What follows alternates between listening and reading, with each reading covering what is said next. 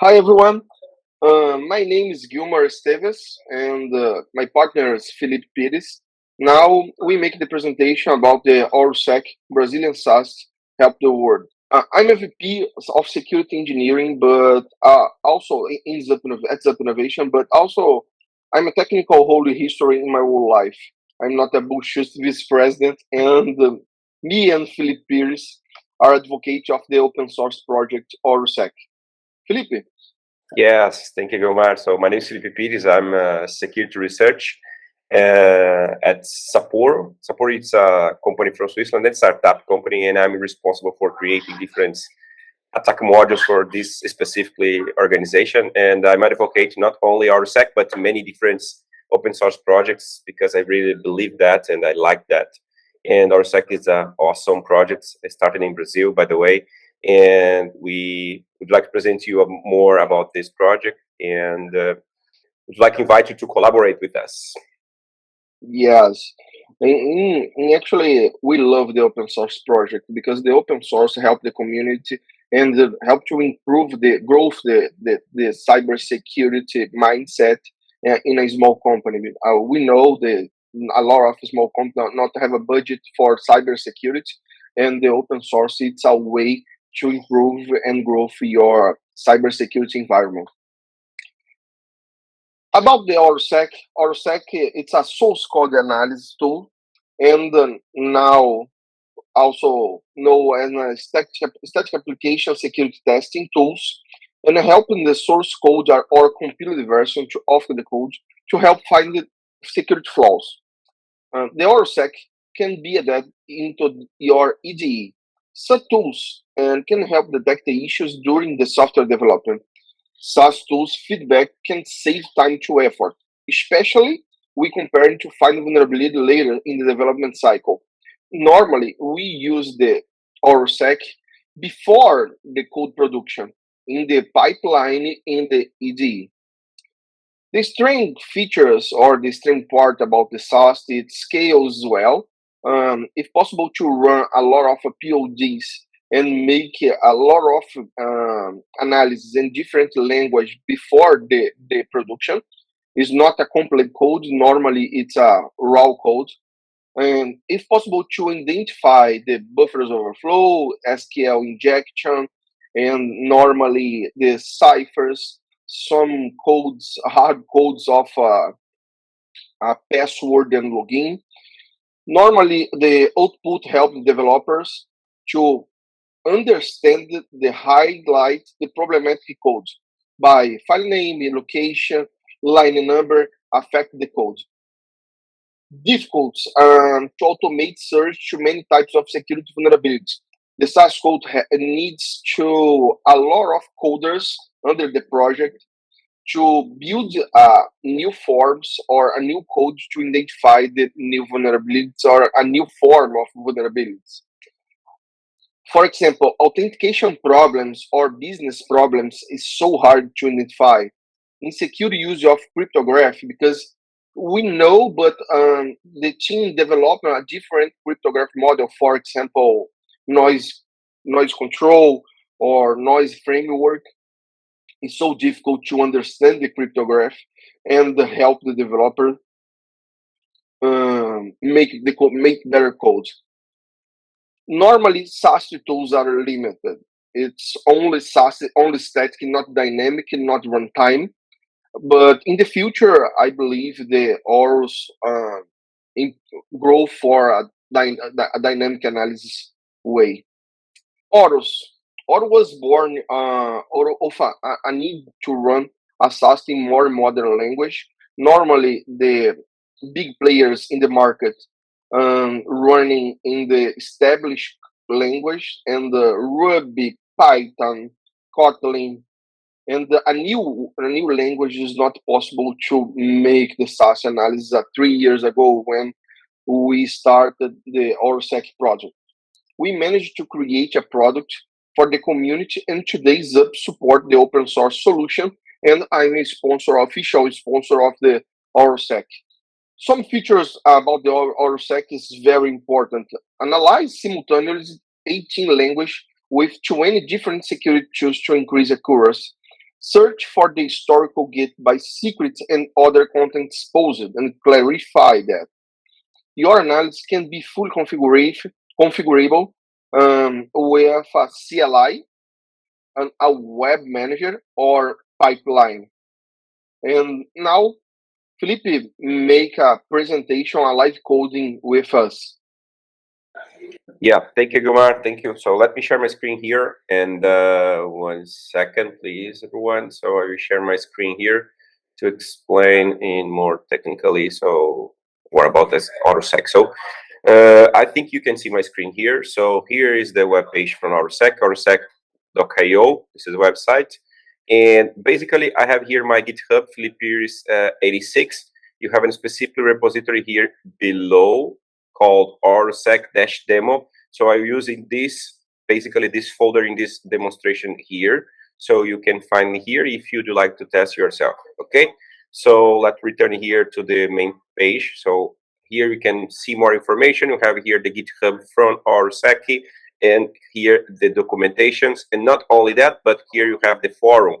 So basically it's the place that you can find in the community and the Orsec team answered for your question, your doubts, okay? And you just click here in documentation and we can see here in another tab.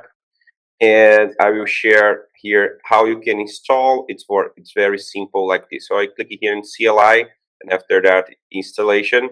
And we have 3 ways, or actually not 3, but 4 ways to install. Locally, manually, installing by Docker, and using pipeline, as Gilmar mentioned, right? So we don't have a time to explain all those details, but I will try to explain here in a simple way using, for example, by curl, using here in my virtual machine. So I have here a simple folders, as I mentioned with you in the beginning. So specifically folder that I have here some codes vulnerable.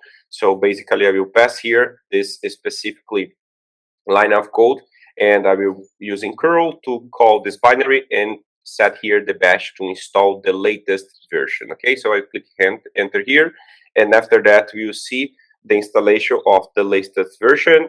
And after that I will download the binary. I need to set here the password because I don't have a privileged users. It's important for the security stuff, by the way.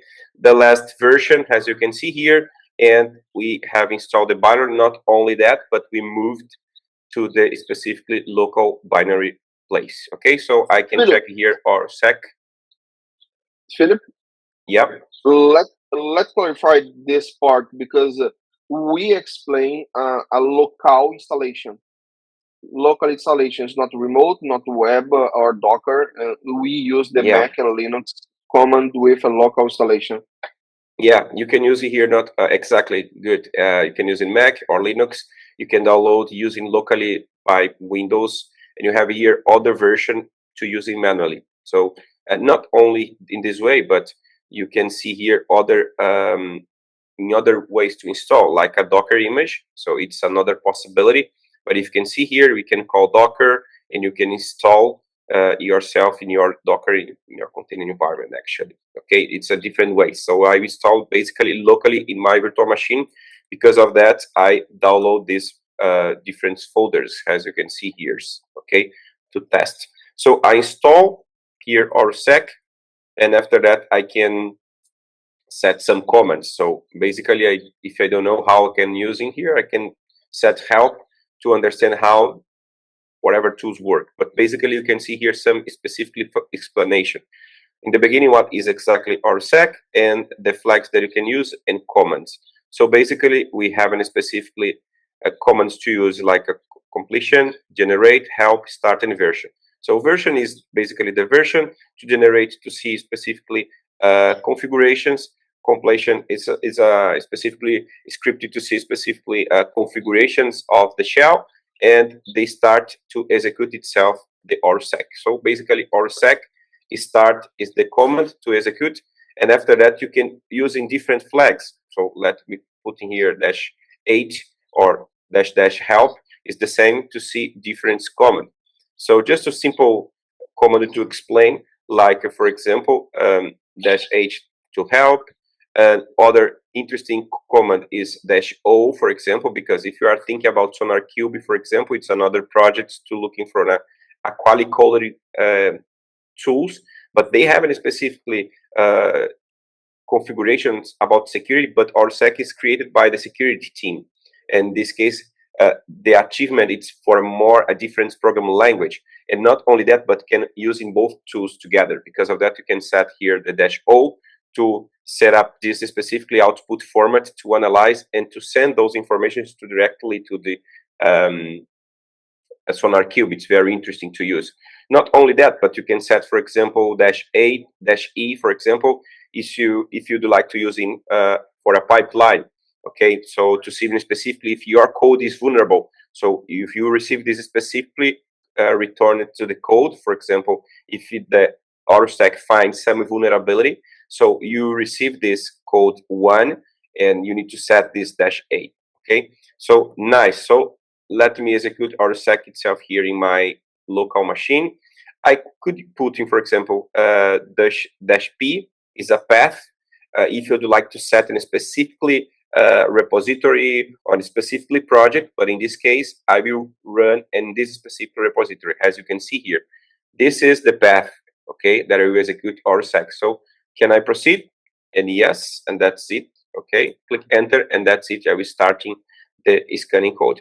Another possibility to using Orsec during this scan here, I will show you, is to using on CLI and on IDE or VS Code, has Gilmar mentioned that. So let me go to the root here, my folder home, Thor, and Orsec, or I think it's demo, yeah, demo, and Orsec, yeah. I will show here it's code. I will open here my VS Code to you, and let's see here. Okay, so another possibility is to using Orsec has an extension, like a plugin. Okay, so basically you go to here in extension, right, and you can put in here Orsec, simple like this, and if you see, we have here the specific extension to use in here. So basically you need to install, and that's it. You can use in here, like as you can see here. Okay, Orsec it's here in my VS Code, and after that I have here the same projects, the same folders. Just click in here, and you can click in and start scanning. The same action that I'm doing actually in the CLI here, as you can see, and I have a return here in the result. I will execute here on IDE, on VS Code. Okay, so starting here, Orsec started to analyze our code. So if you see here, Orsec is working now. Okay, so let me return here just to explain you about the some specifically results about Orsec. So if you see here, many results about this vulnerable codes and different projects that I have here. So if you see here, for example, let me explain two simple things. Basically, this one of those line of codes vulnerable. For example, the language is JavaScript, severity is high. Take a look at this very interesting line and column that you can find the code. So if you're a developer, so it's very interesting because and now you know where is the place that you can find the vulnerability. And here is very interesting for my perspective because you have the security tools working to identify that. So as you can see here, this Orsec engine. Not only that, but you can, if you want, you can create this specifically engine. If you have a specifically programming language, you can, create a pull request. You can working for this specifically Orsec engine. From my perspective, it's very, very interesting. So here it's another interesting point about the confidence. So how it's based on those 3 or 4 pillars of the security information. And here is the file, exactly file that we can find the vulnerability. In this case, if you see here, this is the main project. Remember that. So home, Thor, demo, and Orsec demo. This is the main project.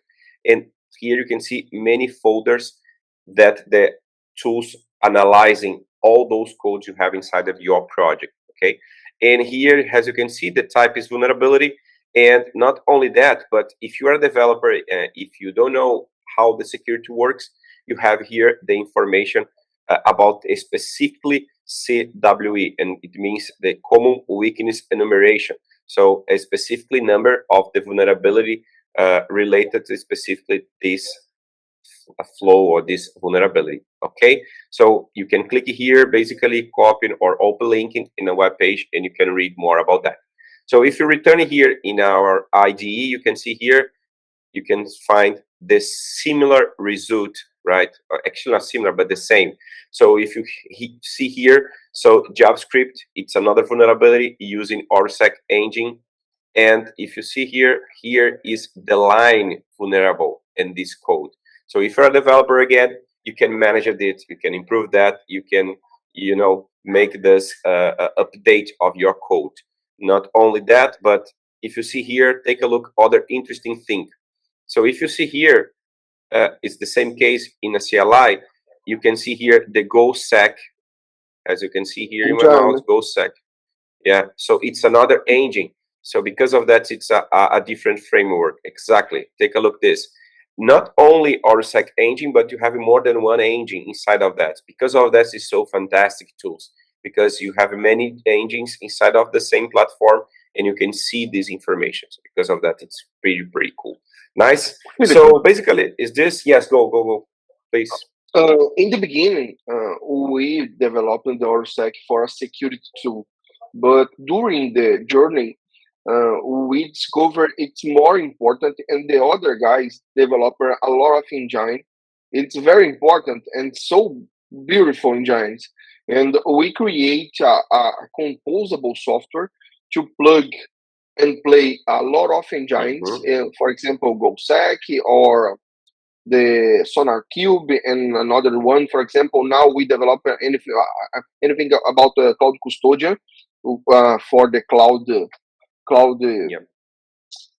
It's not branch, but cloud surface detect and response the cloud surface. But it's more important. The ORS now it's a manager of a lot of engines, a lot of forms to identify in your repository, in your environment about the security flags.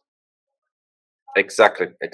Good point, Gilmar, because that's the point, because we have a different program language, and so we need to improve that. So, and you can help us to improve that about this specifically, and to create more engines from Horusec. And the last but not important, not less important. So as you can see here, we have a possibility to work in a CI/CD pipeline. Okay, so if you work, for example, as using GitHub Actions, for example. So if you see here, basically, let me share with you here. So you can specifically, you could set, for example, the security pipeline name using, you know, and executing a specifically job, and to run. Basically, the run automatically that you set is the same command that I use in CLI, if you remember, calling the curl, and after that executing Orsec. -p is a path, remember that, about your project, okay? And after that, -h, remember when I explained about this specifically flag? So you put here, in this case, true. So if your code is vulnerable, you create a specifically block gating, or specifically gating to block to analyze your code before to put in the production. So not only GitHub Actions, but you can use it, for example, AWS Code Build, Circle CI, Jenkins, and Azure DevOps Pipeline. And the web application, has Gilmar explained in the beginning. So it's very interesting for to manage it. For example, different vulnerabilities and for different teams. For example, you have different teams, squads, tribes, and depend on the name no matter the name that you use, but you can see, for example, for each developer, what kind of program language is more vulnerable, which project is more vulnerable, and you can manage it, for example. So you can set this in a different way. You can see here, for example, for total developers, repositories, and all vulnerabilities, programming language, as I mentioned it's very nice for managing vulnerabilities. In my opinion, the web is a perfect tool for the CTOs and CISOs, because we have a lot of information, and after this information, it's possible to start a better threat modeling, and understand you need to make some training with your devs, or need change the language, change the version, because it's possible we use the version and the version is compromised. It's very important to analyze the numbers, understand your case and take the decision, the better decision. It's a tool for help your team. Exactly. I completely agree. And there's some consulting services that I've been working for the last years, and I'm using this specifically feature for managing all those things to specifically to make a training to the developers. It's very useful, very, very useful. So basically, I think is this. So again, so we have here at the GitHub. So if you want to, go to GitHub, setting your pull request. So we work a lot in this project, and for my side, it's that's it. So if you have any questions, Gilmar and the people, we are here to answer you. Thank you, guys. Thank you for your time. Thank you for the presentation. Thank you, Felipe, for the help. And see you the next presentation. Bye-bye, guys. See you. Bye-bye.